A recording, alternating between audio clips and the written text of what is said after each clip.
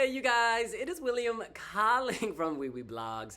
Grazie Malta, grazie PBS, grazie cantanti cola. Thank you to all the singers who made Malta Eurovision Song Contest 2025 the talk of the continent. Hunty.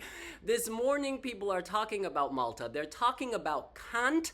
I said Kant, mind you. And they're talking about Miriana Conte. Shall we talk about it? Let's do this.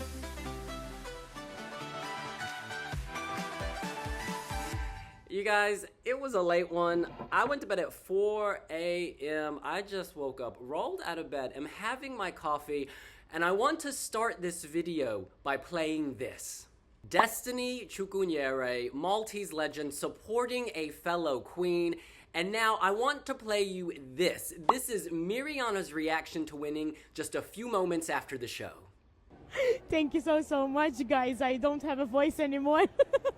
My mouth hurts from smiling. This is so unreal. I want to thank you all for being with me on this journey of serving Kant from the beginning. I've read all your comments, seen all your shares or your TikToks, and it's so unreal. I also want to congratulate all the winners of tonight, especially Erica. Erica, I'm coming to serve Kant. See you in Basel.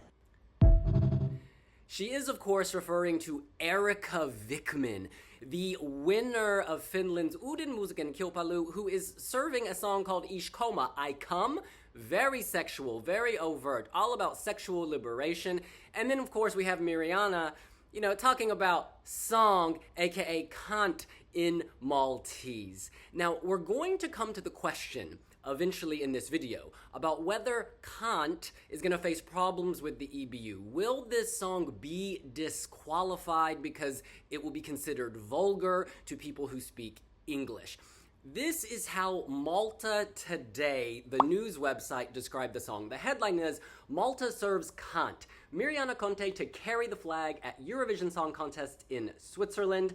And they go on to describe the song saying, while Kant means singing or chant in Maltese, to an English-speaking audience, it sounds like an offensive word for the female anatomy. Although in some communities, it means bold and extravagant. And that is what Conte delivered on Saturday, a bold, self-confident performance that had audiences eating out of the palm of her hand.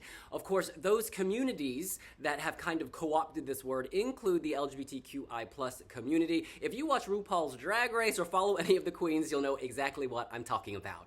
And just to further that, if we read the lyrics, they go like this. I've got a secret you should know. Come a little close, I'll whisper slow. I've got a secret you should know. Shh, shh, shh, shh, shh. People say, don't be so loud. Watch the words coming out your mouth. Hands crossed, don't dare stand out. Follow the crowd, follow the crowd. Pull up, make them all bow down. Shut up, I'ma be real loud. Get up, I don't wanna back down. Follow me now, follow me now. So people are putting her in a box and she's saying no. That's why, like, on stage, you've got these people, they look like they're in school outfits. They're giving Sound of Music. We'll come to that. But I took them as like school outfits and all the noise you often hear in the hallways. Pre-chorus. Only lovers, no enemies, feel it round me, queen energy, in my power, a higher me. Here's the secret, the remedy. Why should we let other people decide when we could be having the time of our lives? Let down your walls, come and dance to my vibe. I do it all the time, serving Kant, do, re, mi, fa, serving Kant, do, re, mi, fa, serving Kant. They say no to the opposite, that's it, give up, this girl don't quit. So you get the vibe. These lyrics are all about doing it your way, following your own rhythm. And for her, that means blocking out the shade, blocking out the hate by singing. Our girl is a talent. You saw Destiny hugging her, congratulating her at the top of this video. And Miriana was very emotional. They've known each other for ages. They've competed against each other for more than a decade. It's just beautiful to see queens supporting queens and supporting the struggle. Because Destiny, during her Eurovision run, she also had to stare down haters. And so I think they understand each other. There's like the natural love and camaraderie from their past, but also the shared experience of having to stare down hate. Now, back to our central question, will this song be disqualified by the European Broadcasting Union, or will it have to amend its lyrics? Well, on the official Eurovision.tv website, which is run by the EBU, they very cleverly have the song title, Kant, and then in brackets they put singing. Miriana Conte has won Malta Eurovision Song Contest and will represent the country at Basel 2025 with the song Kant singing. So you would see, I interpret this as kind of tacit approval of saying, yes, in the Maltese language, it means Kant. And indeed, they go on to explain that on their website, just as Malta Today did. So if the EBU were to turn around and say, oh, this is too offensive, we can't have this in the show, Malta could be like, well, you put it on your website, you didn't have a problem then, you didn't have a problem reaching all those millions of people, and yet now you suddenly do? That would force the EBU to step back. And also, on the official Eurovision social media, Instagram, they had a kind of teaser of the upcoming show ahead of Malta Eurovision Song Contest, and Miriana Conte was the first image. Now, she was first in the running order, of course, so that probably explains it. However, again, you have this tacit approval, the celebration of Mirianta Hani. We should remind you that Eurovision rules state that all participating countries have to broadcast every single act in the show. You may remember there were some controversies in the past with certain countries wanting to filter out other countries' performances, and that comes with consequences, that comes with fines. It's against the rules. Now, some people in the UK, where I live, have been talking about Ofcom. This is the body that sort of makes sure that TV is appropriate for its audience. There's a watershed, I think it's 9 p.m., and before this, kids are awake. Children are highly likely to see programming, and so you cannot use offensive language. You're supposed to avoid sort of sexual situations. Let me just read the official rules, actually. So Ofcom says on their website, ofcom.org.uk, what is the watershed? Protecting children from harmful material on TV and radio is one of Ofcom's most important duties. Our broadcasting code sets standards for television and radio shows, and broadcasters must follow its rules. There are strict rules about what can be shown on TV before the 9 p.m. watershed, but what exactly is the watershed and how does it work? Yada, yada, yada. What do you mean by unsuitable material? Unsuitable material can include everything from sexual content to violence, graphic or distressing imagery, and swearing. For example, the most offensive language must not be broadcast before the watershed on TV or on radio when children are particularly likely to be listening. Frequent use of offensive language must be avoided before the watershed and must always be justified by its context. Well, let me give you a context. Eurovision Song Contest Semi-Final 2 or Eurovision Song Contest Grand Final. That is a specific context. Now, our girl Mariana has been drawn into the second half of the second semi-final. Therefore, if she goes last, she's going to be past 9 p.m. You know how long this show goes on. So she would most likely be past the watershed anyway. And also, we talk about context must always be justified by its context. So in the UK perspective, you could say we are celebrating language. We are celebrating the Maltese language. And so long as the commentator, before the act comes on, explains that Kant means singing, and by the way, she's not pronouncing it in the British English way that would refer to that word, which is, just for context, if you're not a native English speaker, one of the most offensive words you can use in English if it's used as a slur. I think you could justify it. If the EBU did make her change it, perhaps Malta, the Maltese broadcaster, could be like, why is there this English language hegemony? Why are you forcing us to sort of conform to your take on English? We're singing in Maltese. Let me tell you, as you may know, my mother is Vietnamese. I have an Uncle Phac. My Uncle Phac, depending on how you say his name, it sounds like a bad word. But you know what? If he was on TV, you would still call him Phac because that is his name. P-H-A-C, yo sack, it goes up. In any case, taking it back to Malta and to Ofcom, can channels show whatever they like after 9 p.m.? The answer from Ofcom is no. The transition to more adult material must not be unduly abrupt, and the strongest material should appear later in the evening. But even then, Ofcom rules protect viewers from offensive and harmful content. You need to remember the context again. Miriana Conte is giving us a playful performance. She has this Sound of Music inspired staging. They're do, re, mi, fa, sol, lying. It's very sweet. And then she's bouncing on pink balls. Now you could say Kant and pink balls, that is very sexual. However, it's done in a cutesy way. But frankly, you should be in bed. It's 9 p.m. You should be in bed. But also, can we just rewind to Ollie Alexander's performance last year, which was broadcast on the BBC? That performance, I would argue, is much more sexually provocative than Miriana Conte's, right? There was mimicked sexual activity. You can define the position. It was doggy style. They were mimicking doggy style sex, and the faces were very aggressive, almost violent, and that aired. So you're going to tell me that Miriana Conte saying the word Kant, which is in her language, is more offensive than that? I don't know. I find that strange. And it's almost like a woman's not allowed to have a song saying Kant, but then a man can sort of mimic pornography. It's very strange to me. I suspect it will be fine, particularly, again, if there is context.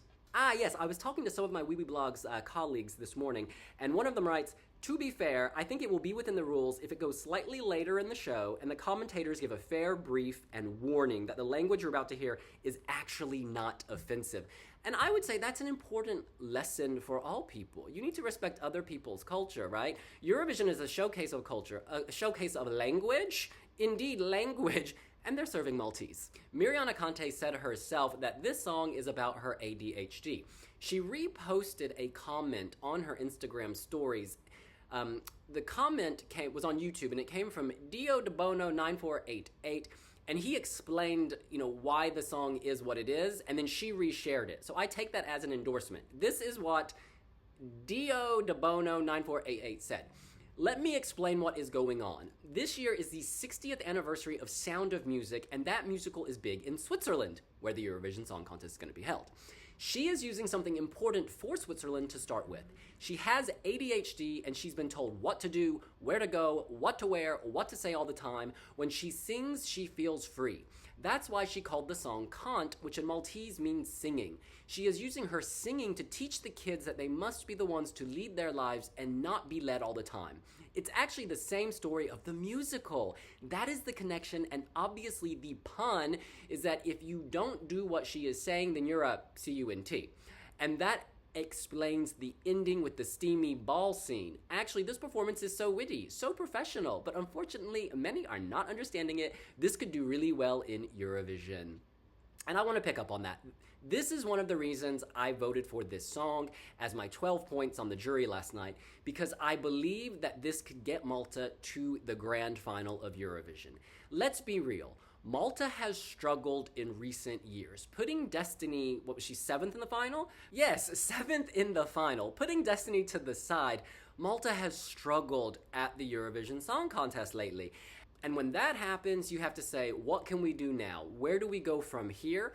Why not try a song like Kant, which in a televote-only semi-final, only televoters, this could really stand out. First of all, I think a lot of people will relate to the singer. She is not the typical, stereotypical, stick-thin diva you get at Eurovision, right? She is serving confidence. This is actual body confidence. She is doing it her way, styling it her way. I just love how bold, almost brazen she is. She's like, this is who I am. Deal with it. It's fantastic. And she looks great, by the way. This is a fantastic message people will relate to. Also, it's quirky. It's kooky. It's outside of the box. She, poured kerosene on the box and lit a match. It's memorable. The fact that it had, before the contest, 200,000 streams on Spotify, twice as many as any other act, I believe, shows you that it has international appeal, because not all of those streams were coming from Malta. I think she's also showed great bravery during this process. When I landed in Malta, my cab driver was saying negative things, telling me how, people in Malta, in the media, were making fun of her looks, making fun of the song, just saying really, nasty things. And she didn't care. She said, I'm going to do it. I'm going to keep going and keep slaying. That's just a beautiful message for everyone. But putting the backstory to the side, putting the message to the side, she can sing. She delivered. It's fun. It's memorable. It already has Europe talking, and she delivered on the night. You judge a live performance. She was on my short list. I had, 5 or 6 acts that were contending, and then she delivered. And so it was obvious to me, you're my girl. You're getting my 12. Malta has never tried a song so brazen, with so much audacity, and yeah, why not? Why not give this a chance if in the past, when you've had safer songs, you've not done well? I just want to say this. This song is clearly divisive. It clearly divides people, but what matters with the results at Eurovision is not who doesn't like your song, it's who does like your song. And the fact is, this is getting a lot of hype. So much hype. So there are clearly a lot of people who do love it, and I think for Malta, focus on that. Focus on all the love and hype that you're getting, not on those negative comments. Because you know what? They're not going to vote for you, fine, but all those people, they could vote for you. I also love this Miriana Conte by Erika Vickman, Motherhood. That video I showed at the top, I put it on Twitter, and the quote tweets are hilarious. Oh, she's a diva. And acknowledging that a lot of other acts have also won national finals on the same night as you is actually very endearing. You've got Mother. I just know her and Erika are going to be best friends this season. OMG, cry, cry. They are going to be the duo of the 2025 class. Bish, the Maltese accent is so cool. Like I live. When two queens combine their slay, crown, crown. Oh, I can't wait to see my mothers serving together. The new Karya and Boyan. Mothers can appreciate each other. Yes, they can. This family is fierce. Now, as I mentioned, Devin and I will be doing a full reaction later, and I'll be sharing lots of reader comments, but while I'm still in Malta and while things are still fresh on my mind, I want to talk about some of the other acts. Christy Spiteri, Heaven Sent. This was also very strong. This was my number 2. I think this had the second highest amount of streams. To me, it sounds like a song you'd hear at Melodifestivalen or Melody Grand Prix. It had a quirky vibe with the opera, and then there was the darkness to it. It was electro. It was really nice. This was also really good. I just felt that maybe we've heard songs like this, whereas Kant was way out there. And yeah, for me, Miriana won the night, but Christy is incredible, and that would have also been an amazing act to go. She won the jury. I put her second. Like, this is a great song, and I hope she comes back. And this is a great niche for her, this sort of electro, is it dark pop? It needed more staging, I think. Standing on a plinth with sort of some statues, it's not enough. So that slightly held it back for me, but she sounded great, she did great, beautiful voice. I actually have added this song to my playlist. It's really good. Kantara came 3rd overall. La La La. You know what? I would need to listen to the song in order to sing it back to you, but the La La song, I actually thought this was really cute. It had Moldova vibes, the train song, Chisinau, Bucharest. Like, there was appeal to this, but when they played it in the recap, I was like, oh no, this again. It became irritating, actually. There's certain songs that are earworms, but then they maybe dig a little too deep into your brain and it starts to hurt. But they were charming. The lead singer was so charming, that big smile, and then also the woman with the guitar instrument. I don't know, there was a lot to love here. But I ended up putting this 6th just because when I was watching the recap, I was like, okay, it all just became clear to me in the recap. And I don't know if that would have translated to Europe. I think it's very popular here in Malta, and rightly so, it's very happy, but I don't know if for me on repeat listen, that's the type of song I would want. Victoria Juno, she came 4th overall. I believe I placed her 3rd. The staging was fantastic. She was giving Cirque du Soleil, she was giving voice, she was giving either Space Age or Game of Thrones. It's that fine line, that silver, not burlesque, what do you call it, brassiere, armor. She looked incredible. She sounded great. The voice. I think the final maybe minute of the song, they could have tweaked a little, but I was blown away by the stage presence, the power, and indeed the beauty. I hope she comes back again. She's got a lot going for her. Who else? 5th overall was JVF. This was quite fun. I think I ranked the 7th or 8th. I don't have my points in front of me, but it was very feel good, and all three of the performers in JVF are seasoned, good fun for the local audience. Krista Sujak. Now, she came down in 7th. I put her much higher. I think I put her 4th. Unheard, she was giving sort of Olivia Rodrigo. I think she's very young. She's 18? And in time, she will be a star. She will be a star. She just needs a few more years to cook, maybe, get her heart broken, live. But as she matures, it's going to be unreal because she was just so sweet, so good. I just wanted to give her a big hug. I was like, unheard, girl, you are going to be heard moving forward. And who else? Dario, that was also very nice vocal. I mean, there's a lot going on here. I could go on. Kurt Kaleha. Kurt Kaleha came 8th overall. I believe I put him 5th. He had charisma. Kurt Kaleha had charisma. That song, let's be real, it's not the best song on earth, but it made me smile. And it had a feel-good sensibility. It gave me a sense of location. It's not the type of music I would normally hear. And he sold it. He sold every second of that song. The confidence, the swagger, the smile, the way he moved. Yeah, Kurt Kaleha knows how to perform, and he's got star quality, and it just really came to the TV. Yeah, I could go on forever. I really enjoyed the show. And it gets really hard to rank things because you like certain aspects about certain songs, and then you're like, oh, what has the best potential if it's revamped? And there's so many considerations, but at the end, at the very top, I voted for a mix of what I thought were the best performances, the best songs, and the most heart. And, everything up top really had that. We will critique Kant in a separate video. I just wanted to address all of these issues now. In any case, that's what I think. What do you think? Are you living for Kant? Do you love the pink balls? Let us know here on Wee Wee Blogs, and we'll see you later. Bye!